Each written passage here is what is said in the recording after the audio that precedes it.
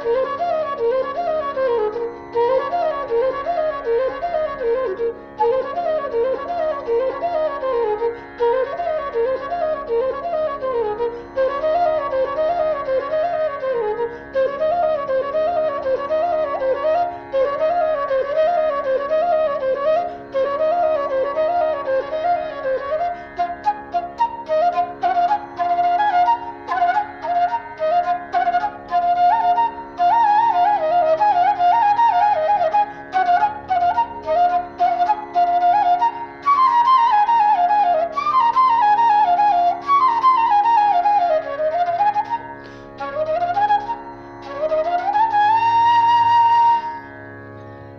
तपाईहरु सबजनालाई नमस्कार। यो मलाई धेरै धेरै धेरै चाहिँ फरमाइस आएको यो एउटा मेलोडी है।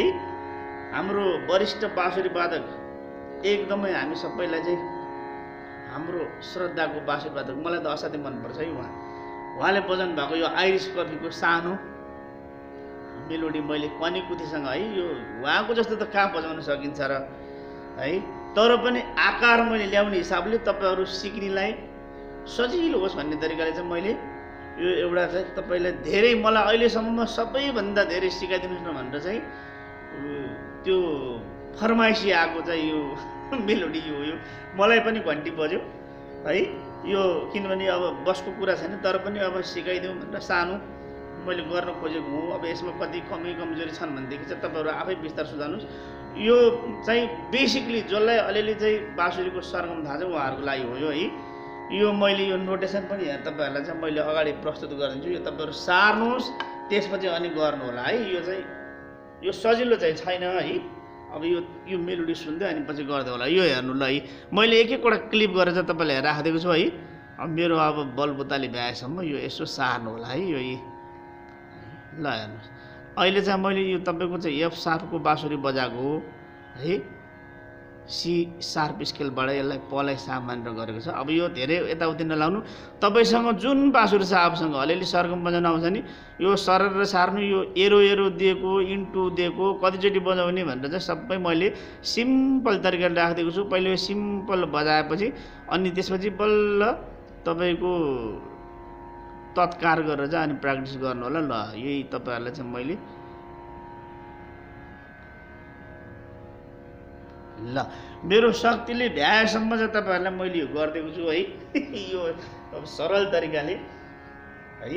ल अब यो गर्नु ल मजाले। ल केही पनि छैन, यो मैले चाहिँ यो कहाँबाट छ भन्दाखेरि गम पनि यो यसरी गम पनि धप गरेर गरेको थियो नि। तर यो अलिक गर्दै गर्दै गरेपछि हात चाहिँ छिट्टो एकदम फ्लेक्सिबल भएर चल्नु पर्छ कि है।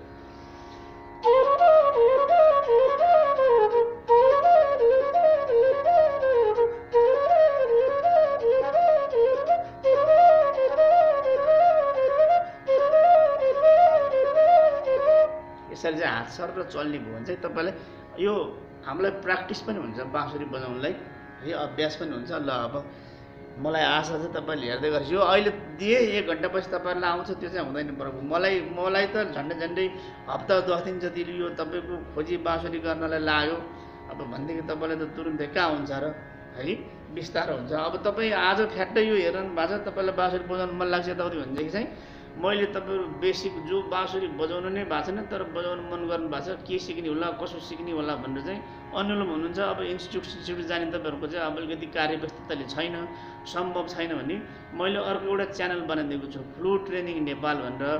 त्यसमा चाहिँ मैले 1 देखि 30 सम्मको लेसन चाहिँ सिरियल वाइज राखिदिएको छु बाँसुरीमा कसरी बनाउनु भनेर। डिस्क्रिप्सनमा हेर्नुस्, त्यसमा त्यो नोटेसन पनि लेखिदिएको छु। त्यति गर्नुभयो भने तपाईलाई चाहिँ जो आफूलाई मनमा लागेको कुराहरू तपाईको आफ्नो लगाव छ भने गर्न सक्नुहुन्छ। ल मेरो तर्फबाट तपाईलाई धेरै धेरै शुभकामना छ, गर्दै जानु होला। ल धन्यवाद।